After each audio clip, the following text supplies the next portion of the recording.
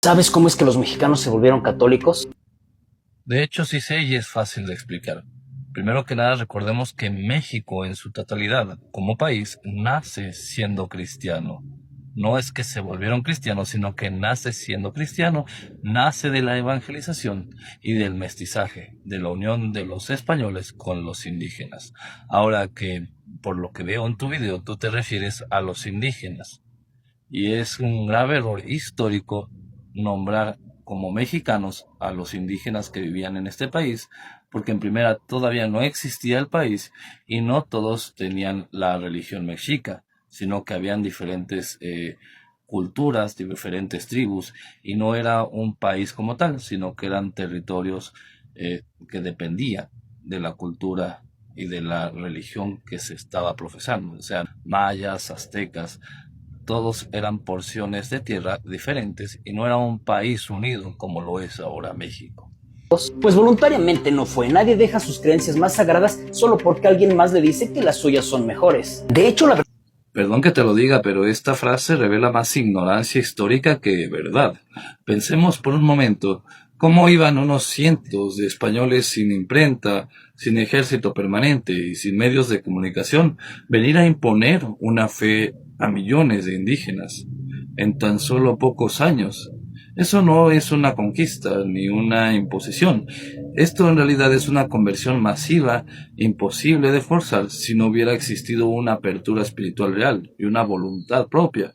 El fraile franciscano Motolinia, testigo presencial, escribió: acudían tantos indios a ser bautizados que los frailes no bastaban para atenderlos. Esto lo podemos encontrar en la historia de los indios de la Nueva España. También, incluso Bartolomé de las Casas, uno de los grandes críticos de los abusos, reconocía: no hay nación más fácil de convertir a nuestra santa fe que estos indios. Esto lo vemos en la apologética de la historia sumaria, en el capítulo 124. Los misioneros aprendieron náhuatl, zapoteco y mixteco y fundaron escuelas como el Colegio de Santa Cruz de Tlatelolco, donde los hijos de los nobles indígenas estudiaban teología, filosofía y latín. Desde ahí surgieron intelectuales nativos como Antonio Valeriano, autor del Nicamopowa, el texto en náhuatl que narra las apariciones de la Santa Virgen de Guadalupe en 1531. Eso no es sometimiento, es colaboración cultural y espiritual. El historiador inglés Henry Cameron, que habla sobre la revisión histórica de la Inquisición, resume esto así: el cristianismo en América fue en gran medida una creación conjunta de misioneros y nativos. Esto lo dice en su libro The Spanish Inquisition, A Historical Revision, de 1997. Así que no fueron las espadas las que convirtieron a México.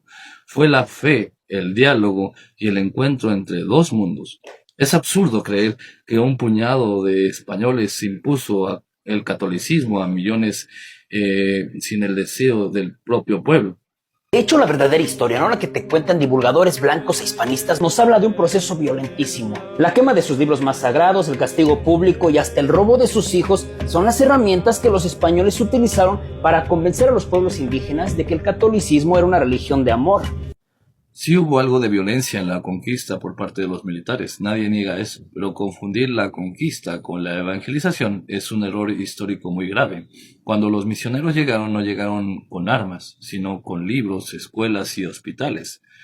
El propio Fray Toribio de Benavente, Motolinia, testigo directo, escribió: los frailes vinieron sin oro y sin plata y sin armas, sino con la cruz y la palabra de Dios. Esto lo escribe en el mismo texto que cité hace rato, Historia de los Indios de la Nueva España. Y eso del robo de hijos es totalmente falso. Los frailes fundaron escuelas para los hijos de los nobles indígenas, no para secuestrarlos, sino para educarlos. Por ejemplo, el colegio que mencioné, el Colegio de Santa Cruz de Tlatelolco, fue el primer centro universitario del continente, donde indígenas aprendieron latín, griego, filosofía y teología. Allí estudió el mismo Antonio Valeriano, el que mencioné que escribió Nicamopowa. ¿Eso te parece algún robo o secuestro? No, en realidad es elevación cultural. Y la supuesta quema de libros, sí, sí hubo destrucción de algunos códices, pero no como política de la Iglesia, sino como decisión de algunos conquistadores por ignorancia o superstición. Paradójicamente, los primeros en conservar la memoria indígena fueron los misioneros católicos. Gracias a ellos conocemos textos como el Popol Vuh, los anales de Cuautitlán y los cantares mexicanos. El mismo Fray Bernardino de Sahagún recopiló miles de testimonios en náhuatl en su Historia General de las Cosas de la Nueva España. Sin él, hoy no sabríamos casi nada del pensamiento mexica, y sin dejar de aclarar que los que generaron la gramática náhuatl fueron los mismos españoles para resguardarlo. El historiador Luis Weckman de la Universidad Nacional de México lo sintetiza de esta manera: la Iglesia fue el principal agente de conservación de la cultura indígena. Esto lo escribe en La herencia medieval de México, en 1984. Así que no fue un proceso violentísimo, fue un encuentro entre dos mundos, con heridas, sí, pero también con amor, diálogo y mutua transformación. La fe no se impuso, se propuso, y los pueblos la abrazaron libremente.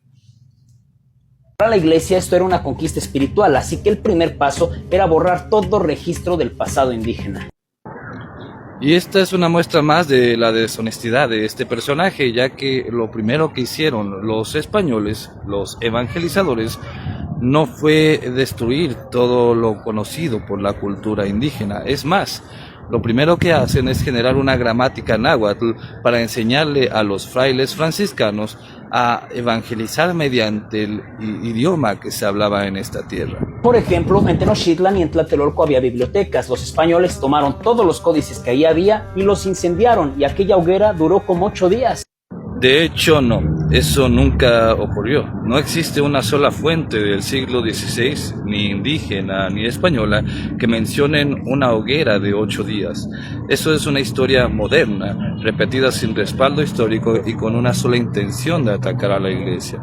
Además, en el mundo prehispánico no existían bibliotecas en el sentido europeo como las conocemos hoy en día, con libros ordenados y de acceso público. Lo que había eran templos y casas de sabiduría conocidas como Calmecac o Tepozcali, donde se guardaban algunos códices religiosos, calendáricos o tributarios. Y muchos de esos manuscritos fueron destruidos durante la guerra, como suele pasar en cualquier conflicto. No como una política religiosa, sino como suceso que conlleva el conflicto armado. De hecho, fueron los mismos frailes misioneros quienes se preocuparon por rescatar, copiar y traducir los conocimientos indígenas. El mismo Fray Bernardino de Sahagún, con la ayuda de sabios nahuas, registró cantos, costumbres, mitos y palabras en náhuatl. Su obra, La Historia General de las Cosas de Nueva España, es considerada el primer estudio etnográfico del continente. Y gracias a ese esfuerzo conjunto entre los frailes e indígenas cristianos, hoy conocemos códices como el Florentino, el Mendoza o el Laubín. Y si la intención hubiera sido borrar el pasado, todo esto habría desaparecido y no existirían registros de esto. El historiador Miguel León Portilla lo dijo sin rodeos: sin la labor de los misioneros, la voz de los antiguos mexicanos se habría perdido. Esto lo encontramos en el libro Visión de los Vencidos. En el prólogo, en 1959 se escribió este texto. Y por supuesto, en esos códices había historia, moral, política, filosofía y todos los fundamentos de su existencia. Y no hablamos de 10 o 20 códices, hablamos de cientos de miles, o eso dice la historia. Y volvemos a las mismas afirmaciones. Ni un solo cronista del siglo XVI, ni Cortés, ni Motolinia, ni Sahagún, ni Durán, ni los propios anales indígenas mencionan jamás un acervo en Texcoco, ni una quema masiva de códices por orden de Zumárraga. De hecho, la palabra acervo ni siquiera aparece en los registros coloniales de la época. La supuesta cita que pone este personaje en su video de Arispe y Tostado no se basa en fuentes primarias. sino en una interpretación libre publicada en un texto de divulgación conocido como El Retorno de las Diosas, publicado en 1993, donde ambas autoras, que por cierto no eran historiadoras sino sociólogas, presentan conjeturas ideológicas más que hechos verificables.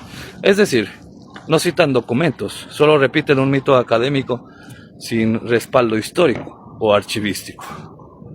Segundo, la cifra de que se quemaron cientos de miles de códices es verdaderamente absurda e ignorante. Los códices prehispánicos eran objetos únicos, hechos a mano en piel o papel amate. Elaborar uno requería semanas de trabajo, y los que sabían hacerlo eran pocos. Pretender que existieran cientos de miles en un solo señorío como Texcoco es una imposibilidad material, más aún si recordamos que toda la población del altiplano central, apenas superaba el 1,5 millones en ese tiempo. Los arqueólogos e historiadores especializados como Eduardo Matos Moctezuma, José Luis Martínez y Miguel León Portilla coinciden en que solo se han identificado entre 15 y 25 códices prehispánicos auténticos en el mundo. Ni ellos, ni ningún documento de archivo histórico menciona una destrucción masiva atribuida a Zumárraga. Además, Arizpe y Tostado caen en una contradicción evidente. Presentan a Zumárraga como un fanático iconoclasta, pero omiten que fue el fundador de la primera imprenta del continente americano en 1539. Gracias a él, se imprimieron las primeras cartillas para aprender en náhuatl y los catecismos bilingües, tanto en náhuatl como en español, que promovieron la alfabetización indígena. ¿Tiene sentido entonces acusar de borrar la cultura indígena a quien introdujo la escritura y la impresión de textos en su propia lengua? De hecho, no solo no tiene sentido, sino que es absurdo. Históricamente, lo único documentado es que Zumárraga destruyó ídolos y templos dedicados al sacrificio humano, no códices históricos. En su carta al Consejo de Indias en 1531, declara haber eliminado ídolos de piedra y madera, no manuscritos, y eso lo hacía bajo el mismo principio que hoy llamaríamos erradicar cultos sangrientos, no suprimir culturas. Y es por eso que México tiene cultura. Incluso el historiador ateo Henry Kamen, que es muy crítico del catolicismo, reconoce y dice en la historia esto: la evangelización española fue en gran medida una empresa cultural y educativa, no un acto sistemático de destrucción. Esto lo dice en su texto How Spanish Become a World Power en 2003. Así que aquellos ya no tuvieron dónde estudiar su pasado, como si justo ahora quemaran todos los libros de México y borraran los registros de nuestra historia en internet, más o menos así. Esa comparación es totalmente anacrónica y manipuladora. Primero que nada porque los pueblos originarios no dependían de los códices como nosotros dependemos de los textos, de los libros o de la red. Su memoria era oral, simbólica y ritual. De hecho, la mayoría del pueblo era analfabeta, no sabía leer los códices, y los códices eran ayudas visuales, no repósitos de conocimiento total. La verdadera enseñanza estaba en los calquemac, en los cantos, en los relatos transmitidos por los ancianos y sacerdotes. Segundo, porque esa idea de una pérdida total parte de una visión occidental del saber, como si solo existiera cultura cuando hay escritura. Pero en Mesoamérica el conocimiento se cantaba, se pintaba, se expresaba, se representaba en danzas y colores y templos. Ni una hoguera ni una conquista podían borrar eso. El alma de un pueblo no se destruye con fuego, porque su memoria vive en su sangre. Incluso después de la conquista, esa memoria siguió viva y se fusionó con la nueva fe en expresiones que todos conocemos, los cantos en náhuatl, los villancicos en otros idiomas, las danzas de Corpus Christi y sobre todo el mensaje guadalupano, donde la Madre de Dios habló en la lengua del pueblo. Comparar la pérdida de algunos códices con borrar Internet solo demuestra ignorancia histórica y arrogancia cultural. Y luego en 1561, cuando ya tenían sometidos a los indígenas del centro de México, fueron a tierras mayas y también quemaron todos sus códices.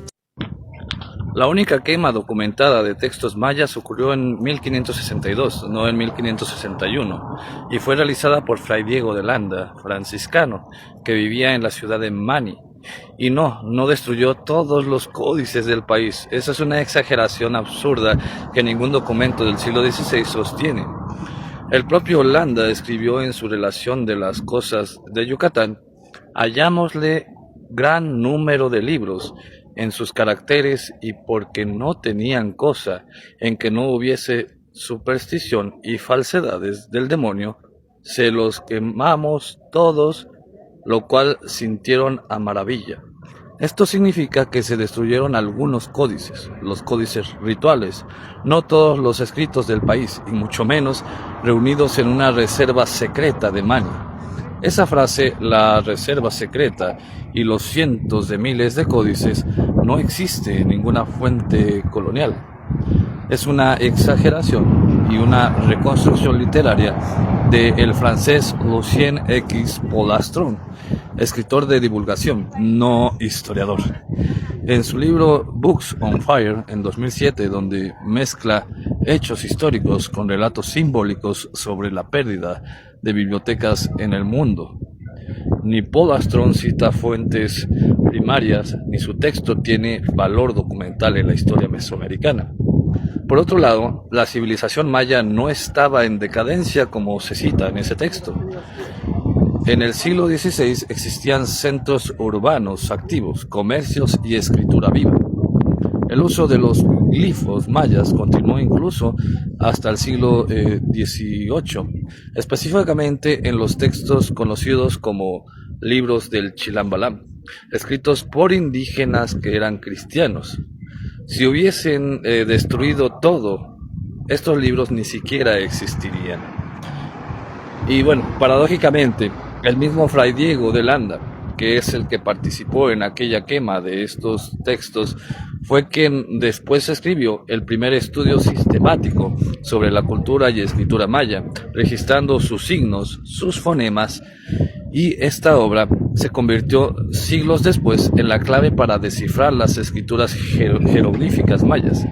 Si su intención hubiera sido borrar todo rastro de los mayas, no habría dejado la llave para entenderla, y no habría dejado este estudio para que pudieran conocer esta cultura. Si logra seguir esta estrategia, la idea era desvincular a los indígenas de su pasado para que no tuvieran nada que defender. Y cuando algunos quisieron evitar esta tragedia, pagaron con su vida de las formas más inhumanas posibles.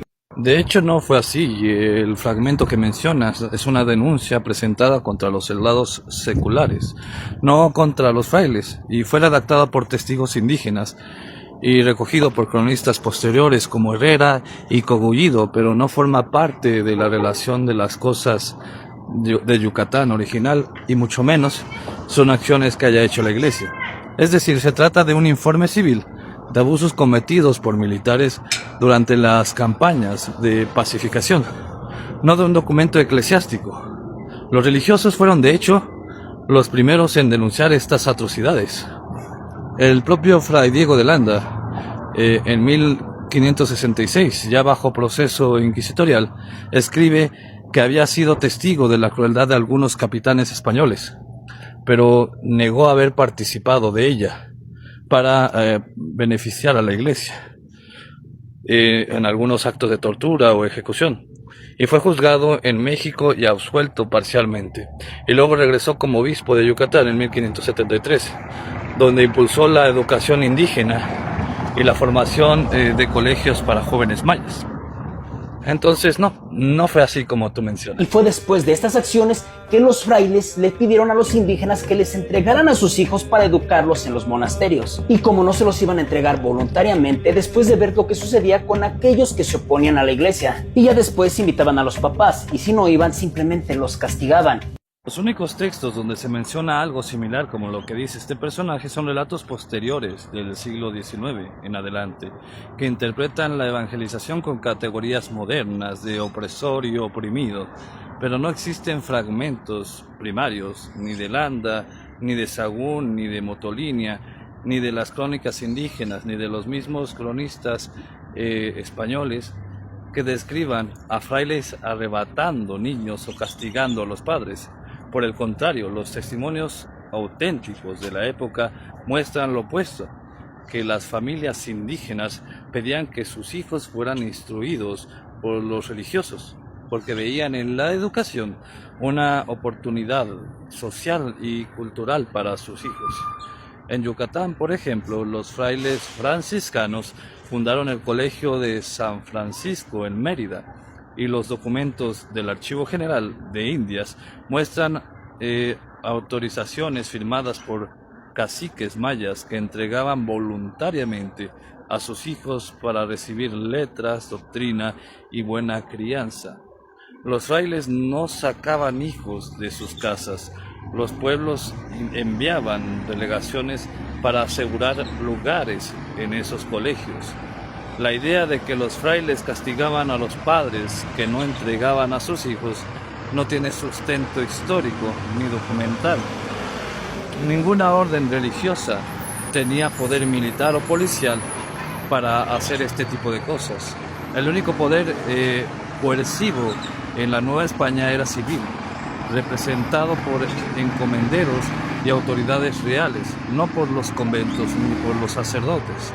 El historiador Robert Richard, en su obra clásica La conquista espiritual de México en 1933, lo aclara así: los misioneros españoles no fueron agentes de violencia, sino mediadores entre las comunidades y los pueblos. En numerosas ocasiones protegieron a los indios contra los abusos de los encomenderos. Hubo tensiones, obviamente que hubo tensiones, pero reducir toda la acción de la evangelización a una red de secuestro y castigo es simplemente mentirle a la gente y mentirle a la historia. Lo que realmente hubo fue una apuesta inédita por educar al vecino, por elevarlo a la dignidad de hijo de Dios. Y precisamente eso nos demuestra el amor que vinieron a traer. Evangelizar a los hijos, evangelizar a aquellos que no conocen a Dios, es la muestra de que los veían como iguales.